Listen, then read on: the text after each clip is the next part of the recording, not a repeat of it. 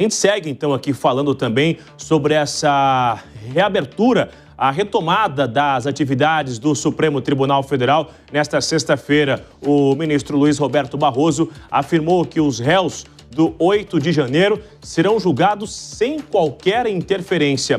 Esta fala ocorreu na abertura das atividades na manhã de hoje. Então vamos lá fora ouvir Janaína Camelo, especialista na cobertura do Supremo Tribunal Federal. Já está com a gente. Janaína, ótima tarde, seja bem-vinda. E como foi esta repercussão, esses discursos dos ministros hoje mais cedo no Supremo Tribunal Federal? Ótima tarde, bem-vinda. Ótima tarde para você também, Bruno. Boa tarde a todos que estão nos assistindo. Pois é, uma grande repercussão que já tinha sido combinada para acontecer, né, ali por parte dos ministros do Supremo hoje na sessão de retomada dos trabalhos do Judiciário, ali do STF. Então, falaram com relação a esse caso o presidente do STF, o decano da Suprema Corte, deram a palavra também ao ministro Alexandre de Moraes. A gente vai ouvir um trechinho do que disse o presidente do STF, porque o ministro Luiz Roberto Barroso, ele no discurso dele ali de abertura, ele citou vários momentos da história do Brasil em que se houve ali tentativas de golpe de Estado, a própria ditadura militar, contou como é que foi a atuação dos tribunais brasileiros em relação a esses momentos, da dificuldade que os tribunais tiveram com relação a esses casos. E aí ele citou também vários episódios ali descritos como criminosos desde 2019 que aconteceram. E aí ele citou, por exemplo, a bomba que foi colocada próximo ao aeroporto, os acampamentos na frente de quartéis, o próprio 8 de janeiro, com ataques aos prédios dos três poderes. E ele disse exatamente isso, Bruno, que essas ameaças que acabou culminando ali em sanções ao ministro Alexandre de Moraes não vão de forma alguma, se a ideia era mudar algo no processo das ações penais ali que envolvem acusados de tentativa de golpe, isso não vai dar resultado nenhum, porque o processo vai continuar andando como ele deve seguir. A gente vai ouvir o que o presidente do STF disse. A marca do Judiciário brasileiro, do primeiro grau ao Supremo Tribunal Federal, é a independência e a imparcialidade. Todos os réus serão julgados com base nas provas produzidas, sem qualquer tipo de interferência, venha de onde vier.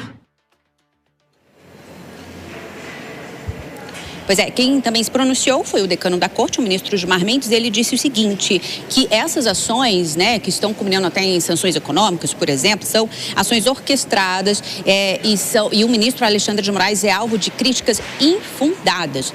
A gente vai ouvir o que o decano disse. Com a serenidade e com o desassombro que esse tipo de investida exige de todos nós, membros desta casa multicentenária, este Supremo Tribunal Federal não se dobra a intimidações. Alguns esclarecimentos, porém, são necessários. Não por qualquer necessidade de prestar contas a quem propaga aleivosias ou promove afrontas e ataques contra o tribunal. Esta exposição se dirige ao povo brasileiro, que é bombardeado diariamente por desinformação nas redes sociais. Pois é, citando também aí as próprias redes sociais, né, as big techs, que é uma questão que também foi levada em conta ali por Donald Trump, quando ele, naquela carta de 9 de julho ali, decidiu impor sanções econômicas aqui ao Brasil. Ele cita também a questão das redes sociais, há um verdadeiro lobby aí com relação a empresas de plataformas digitais que são sediadas nos Estados Unidos. E ele também comentou sobre o Eduardo Bolsonaro, a doação de Eduardo Bolsonaro aos Estados Unidos, que tem declarado ali, ele é investigado, inquérito no STF, que está atuando ali nos Estados Unidos para que a Casa Branca imponha realmente sanções às autoridades brasileiras. E o ministro disse que esse é um verdadeiro ato do deputado federal licenciado filho de Bolsonaro, um verdadeiro ato de lesa pátria. Foram essas palavras do decano da Corte, ministro Gilmar Mendes. Bruno. Janaína, ao vivo, com as repercussões sobre a retomada das atividades do Supremo Tribunal Federal. Obrigado pelas informações, nos auxiliando a entender como foi essa repercussão. Vamos de volta com os nossos analistas, o Fábio Piperno, que nos dá a honra nesta sexta-feira aqui em Tempo Real, na Jovem Pan, 2h51, seguimos ao vivo. Quero ouvir de você, Piperno, o seguinte: havia ou há, de fato, essa expectativa de Eduardo Bolsonaro que essa reação, esta sanção do governo americano iria interferir ou suspender qualquer ação no Supremo Tribunal Federal? Bom, quem pensa assim, Bruno, conhece pouco do ordenamento jurídico do Brasil e da altivez da nossa Suprema Corte. Os problemas, e são vários, né? Enfim, os problemas brasileiros, e não são poucos, têm que ser resolvidos pelos brasileiros e não por forças exógenas. Eu diria para você que os nostálgicos dos velhos tempos, dos tempos de Guerra Fria, são figuras anacrônicas que defendem ideias já superadas pelo tempo, e eu acho, Bruno, que essas pessoas perderam a noção de que elas estão fora dos tempos e dos espaços que hoje o Brasil ocupa. Então, repito, não adianta avaliar os problemas que nós temos hoje com os olhos, né, daqueles velhos momentos em que o Brasil convivia com interferências externas totalmente indevidas. Vou ouvir também a análise da Mônica Rosenberg, que está com a gente. Essa reação dos ministros do Supremo, esse acolhimento, já era esperado em relação ao ministro Alexandre de Moraes. Qual era o comportamento aguardado pelo Supremo? Era essa a resposta dura exatamente, Mônica?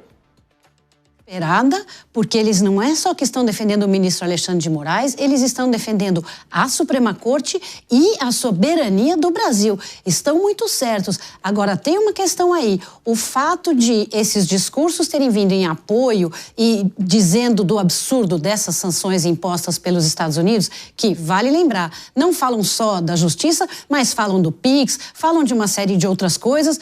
Voltando, é tudo uma desculpa do governo Trump para sancionar o Brasil pela questão dos BRICS e do dólar. Agora, ontem houve um jantar na casa do presidente, onde um grupo de ministros não compareceu.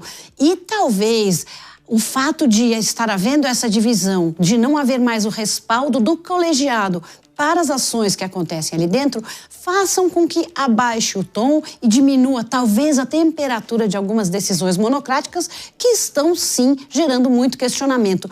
No final, pode ser que internamente a situação se resolva ou pelo menos melhore, e aí vai ser um resultado positivo.